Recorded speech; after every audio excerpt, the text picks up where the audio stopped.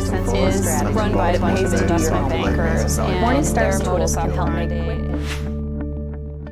I'm Jeremy Glazer with Morningstar.com. As the Gulf oil spill crisis escalates, the uncertainty surrounding BP stock continues to increase. I'm here with Associate Director Eric Chenoweth to discuss potential outcomes for BP shares. Eric, thanks for talking with me today. Thanks for having me.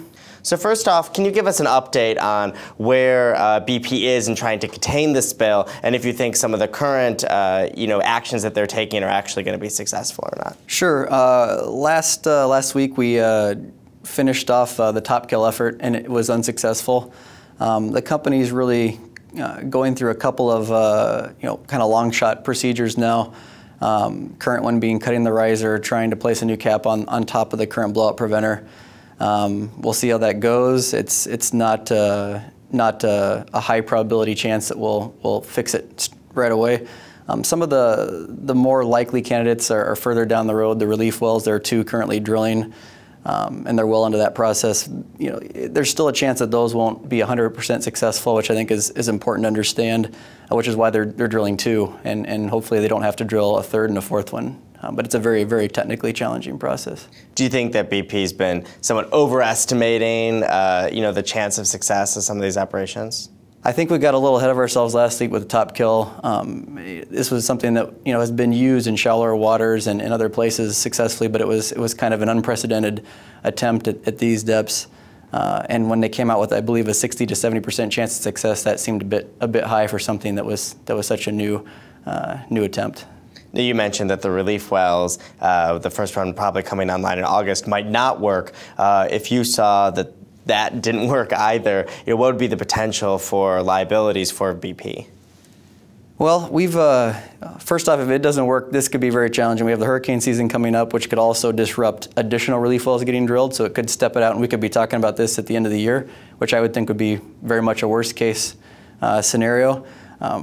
Last week, we updated our cost estimates, and our high case at the time was assuming 180 days of spill, so that would obviously be a bit longer.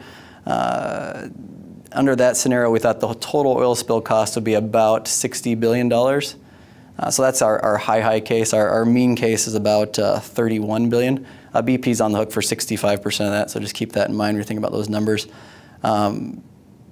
Those are big numbers. Obviously, we'd be bigger if we went to the end of the year. The other challenge too, I think, is that you got to stack that up relative to what BP's shares have sold off.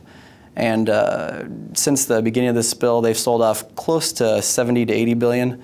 Last I checked, it changes very quickly. But in the market's obviously sold off as well, so you could kind of haircut that down to maybe a 40-ish type number if you want to try to isolate the event sell-off. So obviously the market thinks this is a bigger deal than even some of the estimates we've come up with or other analysts that you hear in the press have come up with. So it's raised questions, I think, with us too about what could we be missing, or is there really that much more fear in the market than what we can point our fingers at? But you stack that 70 billion up against a 40 billion-ish BP share of our worst case scenario. So how much have you adjusted the fair value for BP so far? We've adjusted it $5 per share down, which is closer to kind of a little bit above our low case estimate. Our low case, if we thought everything went right from here, it'd be about a $4 billion hit. That's looking quite light compared to what the market thinks at this stage, and we've actually ratcheted a bit down more than that. What would you like to see before you would lower that estimate even more or raise it? What factors are you taking a look at? Sure. We're paying attention to a lot of factors. First off, when does the spill get stopped? When can they plug the well? That event would be a turning point because then we could start to quantify at least the well itself. Other things we're looking at are civil penalties, and there's a bit of give and take here. Civil penalties in our estimates could range anywhere from $1 billion-ish up to 31 billion, so there's a big range there. So that's something that's going to evolve over time. So there are factors that we can identify in the short term, like the spill itself, what are those damages, and then longer term factors are going to play out over a few years, civil penalties, criminal penalties, and what other lawsuits might come out of that.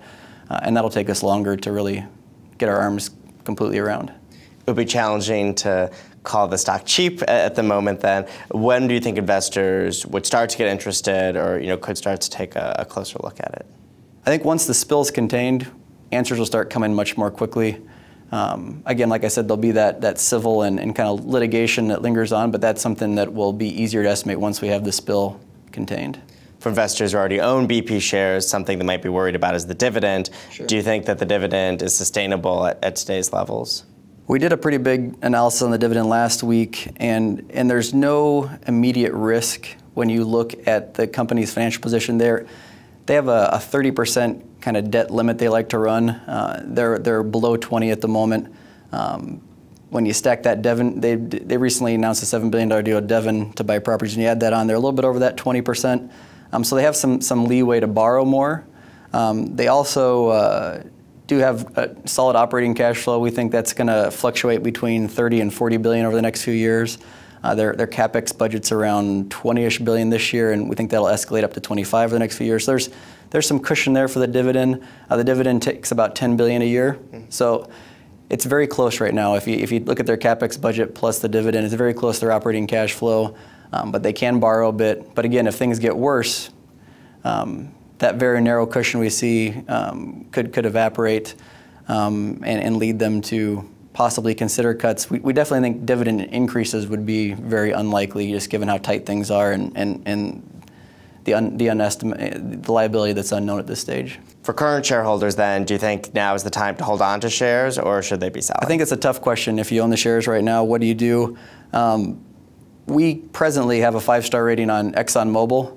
So if you don't like having this unknown liability hanging over your head, if you can't handle that sort of uncertainty, Exxon's clearly a safer choice in our opinion, and a much better run company of a major. And while the upside may not be as great, if you think that BP is going to survive this and thrive out the other end, that's a choice we're recommending right now at 5 stars. We currently don't have BP at 5 stars.